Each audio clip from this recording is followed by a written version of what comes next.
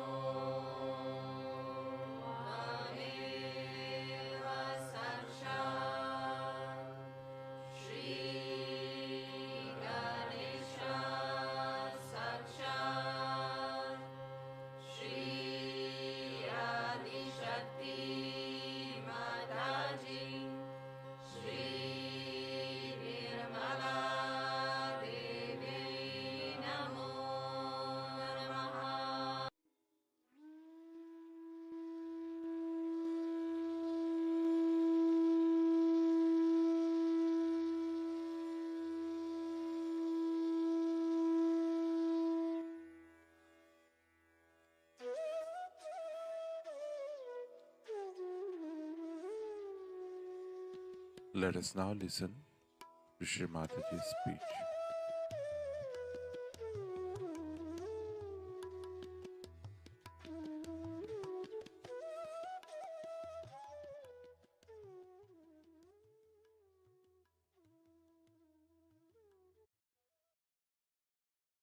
Kali Puja.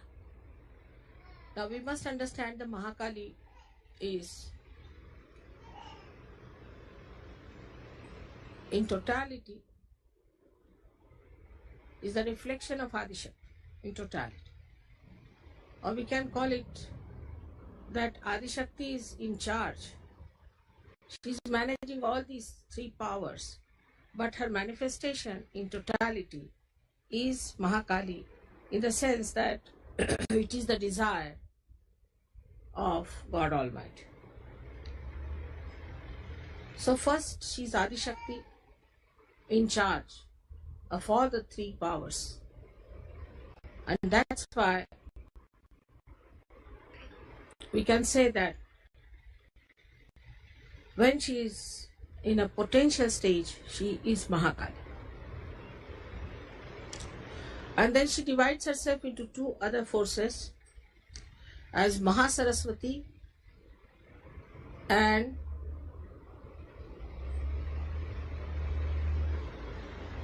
the ascending force that we call, or as a parasympathetic nervous system expressed in us, is the Mahalakshmi. So she has actually all these forces in herself. Kali has all these forces, but she manifests. She desires to act, and when she wants to act, her potential force becomes these two other forces. So when we do the puja of Mahakali, we must understand that inbuilt within this force within us is desire. So we can desire anything. If we want, we can desire everything. We can desire, say, the joy. We can desire the knowledge. We can desire to be compassionate and love. And we can desire also the destruction of those which are negative forces. But the Mahakalic force is the one which is working out the constructive force. But in that constructive force only, there has to be destruction. Because if you are constructing something and there is destruction which is trying to destroy your construction, then you have to destroy that destructive person. And this is what people sometimes misunderstand, and they think that Mahakali force is negative force or is a force of destruction. It is, but in a very positive way. And if you understand this part of Mahakali force, then you will understand that if you have desires to construct yourself properly in Sahaja Yoga, then you should also have the desire to destroy whatever is standing against your construction. So one by one we should see within ourselves what sort of things that tag us down. And thus they do not give us this desire. If this desire becomes intense, then you start immediately seeing what are the forces that are destroying your ascent. So we have to ascend is the point. Our goal is to ascend, our destination is to ascend. So our desire should be that we should ascend and construct our being in such a manner that we can receive all the. इसको बंदी कर दो, बड़ा आवाज करो, एक तरफ कर दो तुम. This one is better. So we should understand that we have to be prepared to destroy many things within us if we have to become a great evolved personality.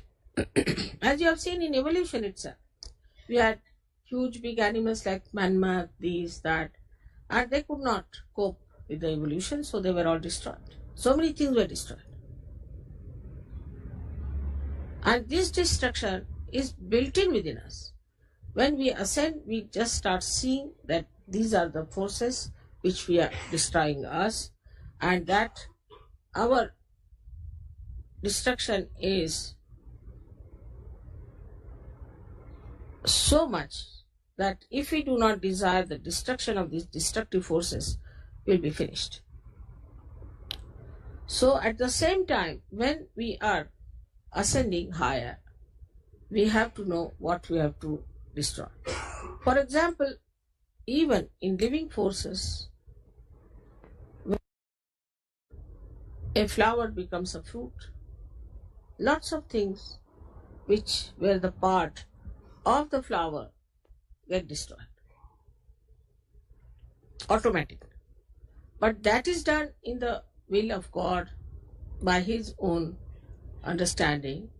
So it's absolutely perfect. So in Sahaja Yoga, when we desire something, we must know what do we desire. First fix your goal. And then relate it to that. Now there are many deviations in life. Like we are going to the airport. Our attention should be we have to reach the airport. And whatever are distractions. We should not get lost with it. If we get lost with those distractions, then we cannot achieve our goal in time. So one has to understand, first of all, that our goal is to ascend, and for that, the distractions are on our way because of ourselves, because of ignorance, because of darkness, because the light is not so much. The first destroying factor that is within us is the Sri Ganesha's power. And this Sri Ganesha is the power of Mahakali.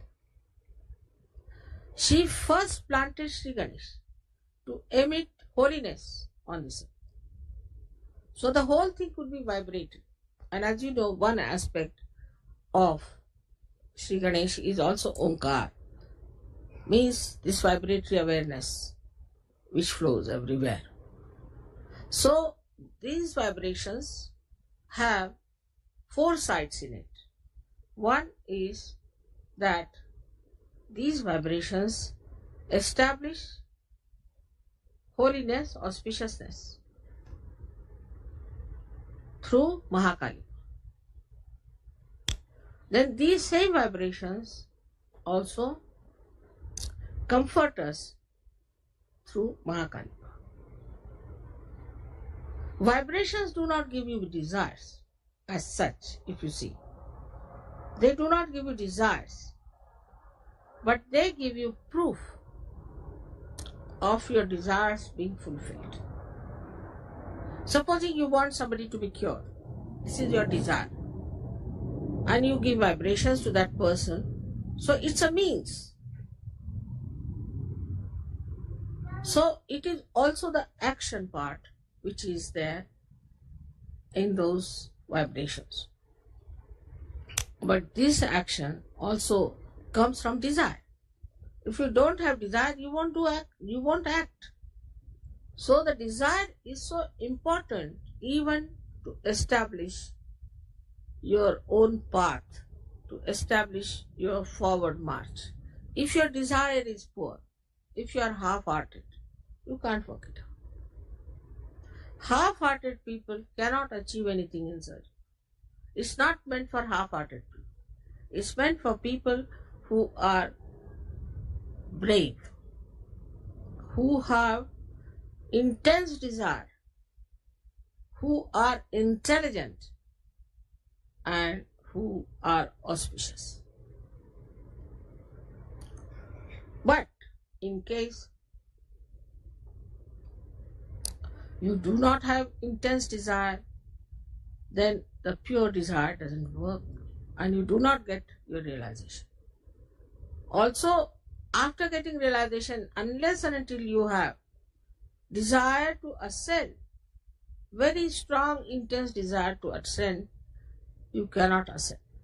So for all Sahaja Yogis, it is necessary to first of all, early in the morning, while taking the name of Ganesha, must say, what is my desire? This is my goal. This is what it is. All activity must be surrendered for this goal. So now, how our desires are curbed? First of all, through conditionings. We have certain conditionings. After Sahaja Yoga, people become very affectionate. So immediately, even if in the West, where the family is not so important, children not so important, selfishness is there. People think about themselves only. They cannot think of others. Even in those countries, it starts developing a kind of another cocoon of myness. My child, my house, my home, my family. Then the attention starts working on that. You become half-hearted towards your ascent. Because you are ascending in a way, so-called, and also you are spreading out.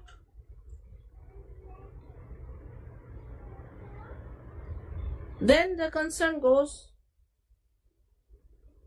to other conditionings we have. Like the other day I met one fellow, he said that, "Mother, I am a Sajogi, I know, but I can't get over the idea of Christ." I said, "Who has asked you to get over idea of Christ? Christ is there in Sajoga very much. But understand it in its own comprehensive way and see for yourself." But this conditioning is of thoughts. Supposing if you have read too many books, if you have gone through, supposing you are a born Hindu or a born Christian or a born Jew or anything, so the conditioning is there. You were born as a human being. You got this stamp later on that you are a Hindu or a Christian or anything. These stamps you did not carry when you were born. Supposing the child was lost, he could be any religion. So these are not really your innate religions. This is just a stamp you have got it, like Christian or anything. Then you have another conditioning that you belong to this nation, that nation, like we have America, this, that. But still these are stamps. You were born in America, that's why you're in America. Anybody who is born in America is not different from anybody else. Only thing, according to the climate of a particular place, you might have your complexion, your height, your face and all that. But that doesn't mean that innately this is meant for America. It could be anywhere. Then all these conditionings within us start acting on our language, on our styles, on our lives, in every way. Then we start becoming Americans. So these are the effects of the outside that come in us. And then we say, we the Americans. But if you scratch them, inside, body is the same, heart is the same, the blood is the same, everything is the same. There's nothing different. It's even not skin deep. But in the brain, it has gone that I am an American. Then all the things that are in that society, for example, in America, many things are allowed. So that's all right. In India, many things are allowed. That's all right. Like that, we start accepting the society, the norms of the society, and the conditioning starts. But with all that, this desire is there, the pure desire to ascend. I think you put these lights little ahead because there's a paper there, and with my force, the light is going behind. No, not that one, these. Because they're facing that fan. You could bring them down here. Still quite close to that fan, you know. You can put them anywhere. You can put them here if you want.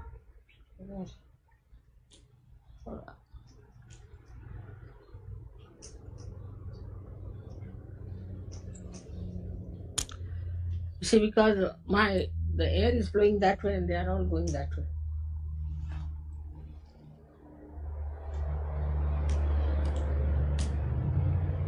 So the desire within us to ascend comes to us also as a reaction to all these things.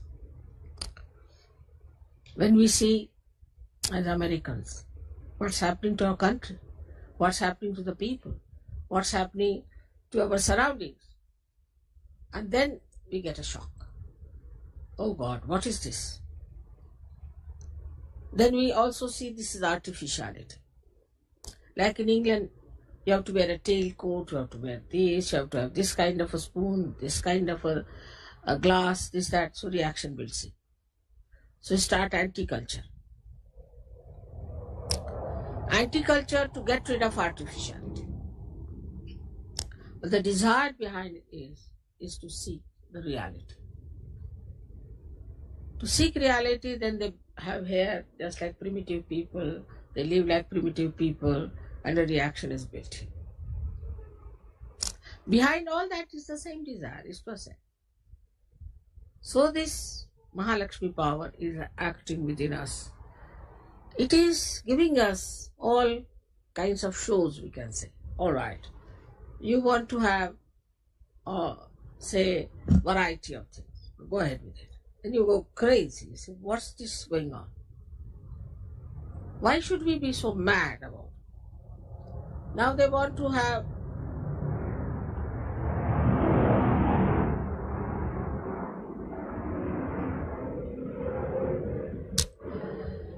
you want to have, say, your children, your home, your houses.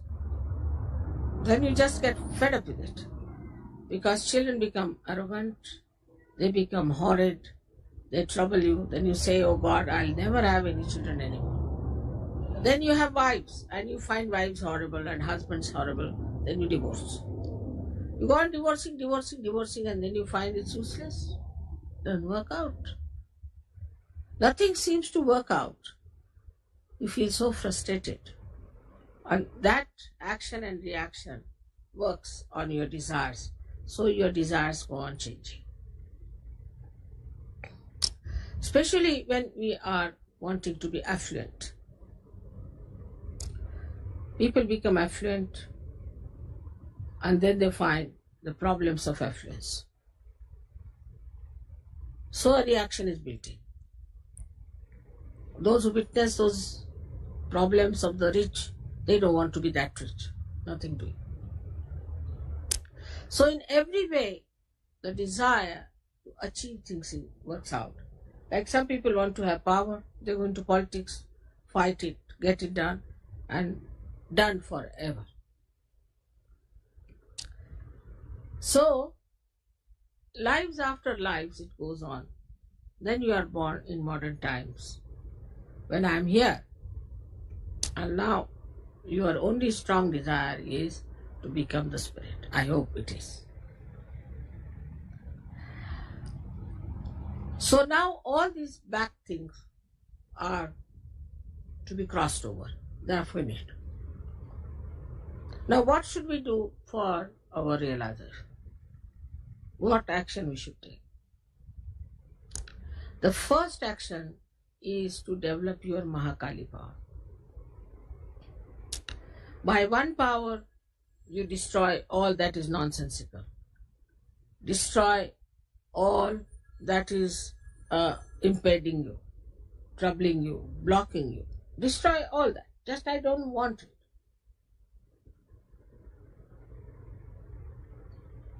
Because I've seen Sahajogi suddenly go off. Like you have to go to the airport, suddenly you find they are fallen into one of the gutters. What happened? Mother, we felt like going there. Well, why?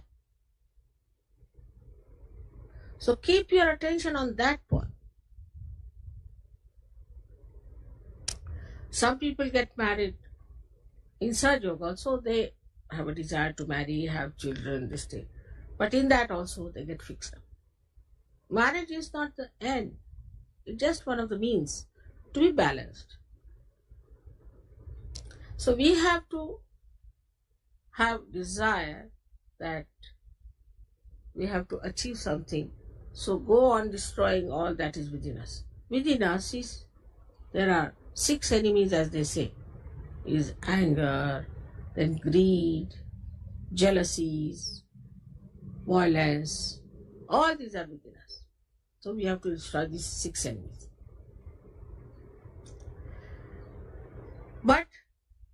what's the power of a Mahakali is that she destroys all the enemies that stand in your way.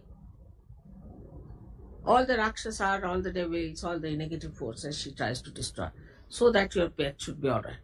But while she is destroying all of them, if you are sticking on to them, what can she do? So your desire should be pure, and that you should say that all right, we want to achieve that, and she is working it out for you. This is the first thing, her job. Then the second job is that she comforts you. She gives you comforts of every kind. The first comfort she gives you is of your body. Your body becomes comfortable. Means all your diseases and all your troubles are destroyed. You find that your body becomes healthy, you feel younger, you get energy, and you can work out your realization. This is the first thing she does for you, is to give you comfort. Then she also gives you comfort of the spirit, so that you do not ask for artificial comforts. You can live anywhere. You can live in a jungle. You are comfortable. If you live in the most busiest place, you are comfortable. So you are comfortable everywhere. And that sort of a comfort she can establish within you. Then the highest of all her boon is that she gives you the joy. Joy of every kind.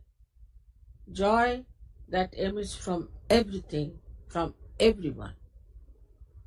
So that is the highest you get when you keep your desire, the flame of your desire burning, till you reach that state of spiritual attainment. Then you find that no more desire is left, but only one, if it is any, that let the whole world be realized. Like a drunkard, you see, he wants to enjoy his drinking with others, like that you become. You are drunk in your joy, and why not others enjoy? So you work for it. But human beings, I have seen, they move like a yo-yo. They achieve their spiritual attainment, they have the joy, and then they go back to help people, they get caught up in it. They are not strong enough. Because the Mahakali power is not strong. And another is the weakness of the Muladhara. Weakness of the Muladhara makes you imbalanced. And in that imbalance, you lose your way. So one has to be very careful that our Muladhara must be fixed properly. There are so many ways by which you can fix up your Muladhara. And you must fix up your Muladhara first.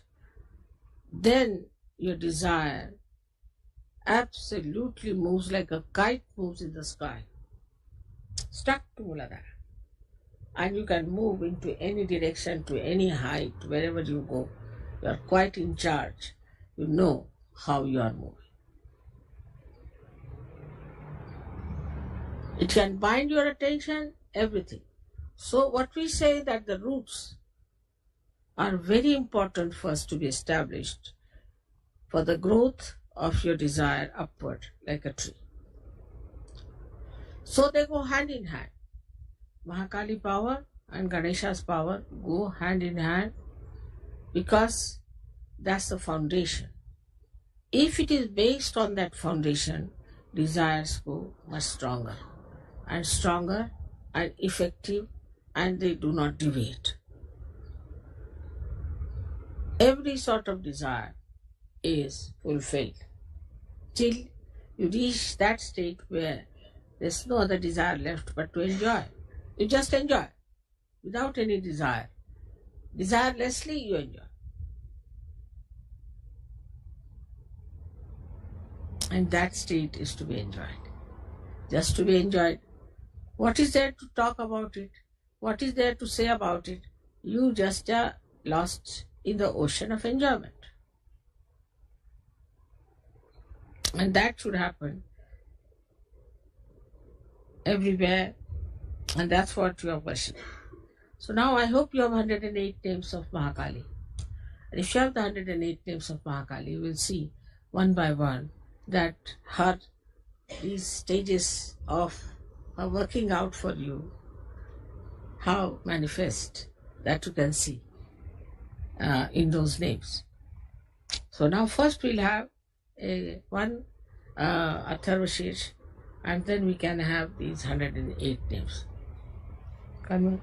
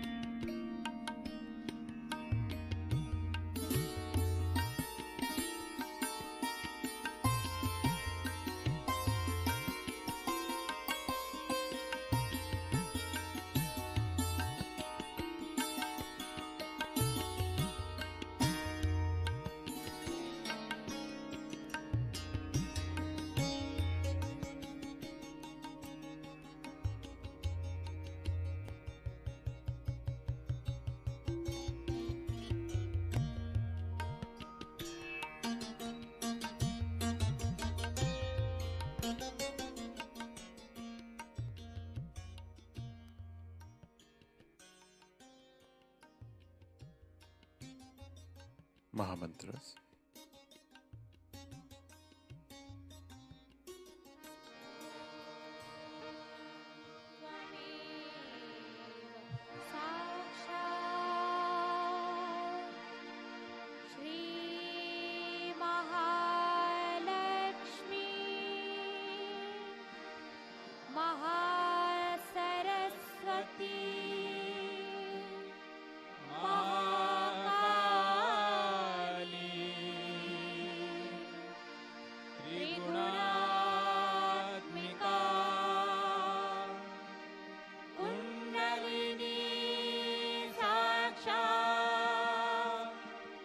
Shri Adi Shakti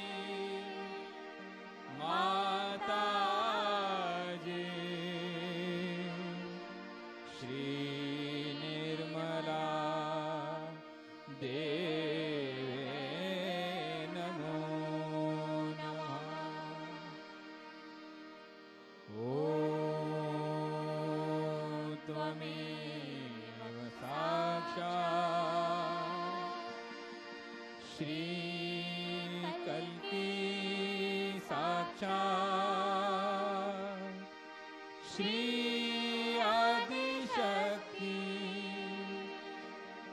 माता जी श्री निर्मला देवे नमो नमः। ॐ त्वमेव साक्षात् श्रीकल्की साक्षात् श्री सहस्रार स्वामिनी मोक्ष प्रदायिनी माता जी श्री निर्मला देवे नमो नमः। श्री निर्मला देवे नमो नमः। श्री निर्मला देवे नमो नमः।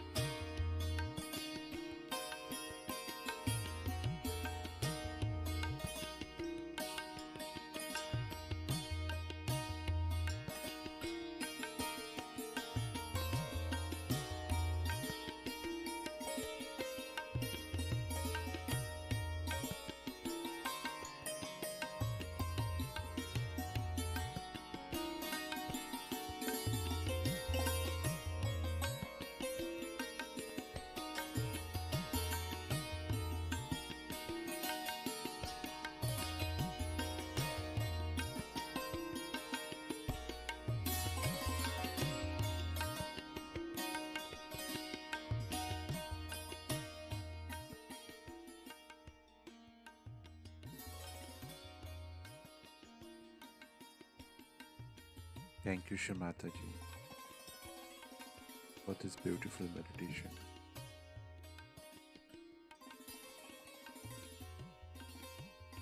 Let us all bow down to Shri Mataji, raise our Mother Kundalini, and put Bandhan.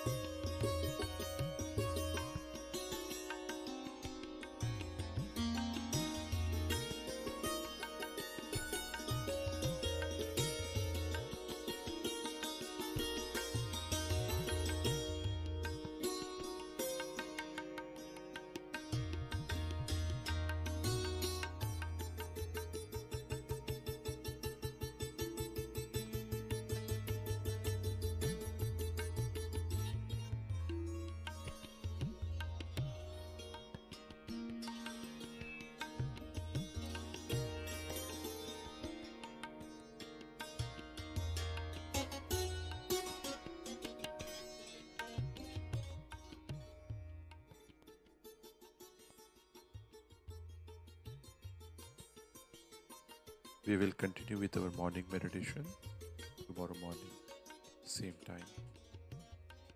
Jai Shri Mataji.